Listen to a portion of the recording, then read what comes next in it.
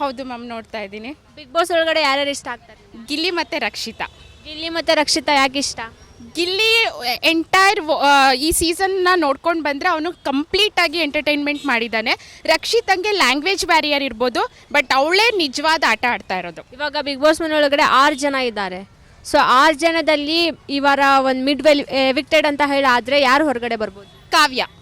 ಕಾವ್ಯ ಏನಕ್ಕೆ? ಕಾವ್ಯ ಅವರು ಟಾಪ್ ಅವಳು ಎಲ್ಲೂ ಕಾಣಿಸ್ತಾ ಇಲ್ಲ ಮ್ಯಾಮ್. ಬಿಕಾಸ್ ಆಫ್ ಗಿಲ್ಲಿ ಅವಳು ಬರ್ತಾ ಇದ್ದಾಳೆ ಅಷ್ಟೇ ಹೊರತು ಅವಳದ್ದು ಏನಂದರೆ ಏನೂ ಇಲ್ಲ. ಇನ್ಸ್ಟೆಡ್ ಆಫ್ ರಾಶಿಕಾ ಕಾವ್ಯ ಹೋಗಬೇಕಿತ್ತು. ಇವಾಗ ಇನ್ನೊಂದು 4-5 ಡೇಸ್ ಒಳಗಡೆ ಬಿಗ್ ಬಾಸ್ ಸೀಸನ್ನೇ ಕಂಪ್ಲೀಟ್ ಆಗಿ ಮುಗಿಯುತ್ತೆ. ಸೊ ಈ ಒಂದು ವಿನ್ನರ್ ಮತ್ತು ರನ್ನರ್ ಅಪ್ ಪ್ಲೇಸ್ ಒಳಗಡೆ ಯಾರನ್ನ ನೋಡಿ? ನಾನು ಫಸ್ಟು ಗಿಲ್ಲಿನ ನೋಡೋಕ್ಕೆ ಇಷ್ಟಪಡ್ತೀನಿ. ಟಾಪ್ 2ನಲ್ಲಿ ರಕ್ಷಿತಾ. ಇವಾಗ ಕಿಚ್ಚ ಸುದೀಪ್ ಅವರು ಧ್ರುವಂತ್ ಅವರಿಗೆ ಕಿಚ್ಚನ ಚಪ್ಪಾಳೆ ಕೊಡ್ತಾರೆ.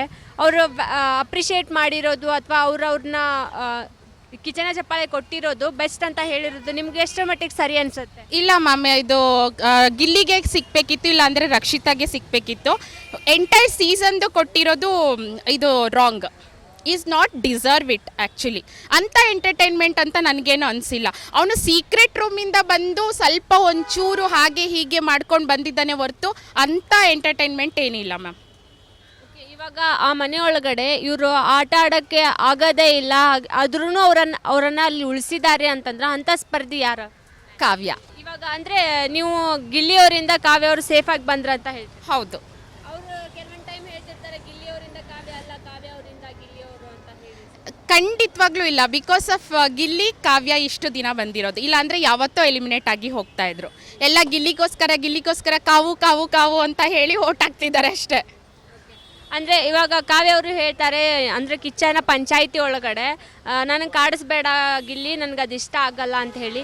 ಸೊ ಅವ್ರು ಸೈಲೆಂಟ್ ಆಗಿಬಿಡ್ತಾರೆ. ಅವರು ಪ್ರತಿ ಸಾರಿ ಹೇಳಿದಾಗೂ ಕಾಡಿಸಿರ್ತಾರೆ. ಸೊ ಇವ್ರದ್ದೇ ತಪ್ಪು ಅನ್ಸಲ್ವಾ ನಿಮ್ಗೆ?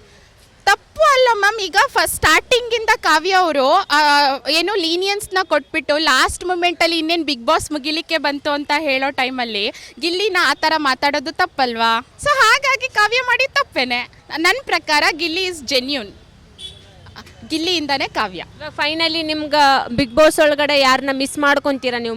ಖಂಡಿತವಾಗ್ಲೂ ರಕ್ಷಿತಾ ಮತ್ತು ಗಿಲ್ಲಿ.